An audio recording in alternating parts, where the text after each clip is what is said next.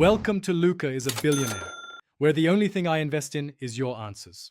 In this video, I will explain how to use a Wi-Fi voucher. First, find your voucher. It contains essential login information like a username and password. Next, turn on your device's Wi-Fi and scan for available networks. You will see a list of options. Carefully select the correct network name, often clearly labeled, to proceed with the connection process.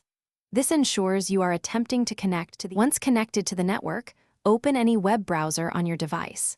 Typically, a login page will automatically pop up, prompting you for credentials.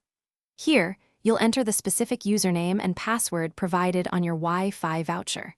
If the login page doesn't appear, simply try visiting a common website, such as example.com, which should redirect you to the required authentication portal. Achieving the right doneness is key. For a medium rare steak, aim for an internal temperature of 130 degrees Fahrenheit using a meat thermometer. Once cooked, immediately transfer your steak to a cutting board. It's crucial to let it rest for at least 5 to 10 minutes, tented loosely with foil. This allows the juices to redistribute throughout the meat, ensuring every bite is incredibly tender and flavorful.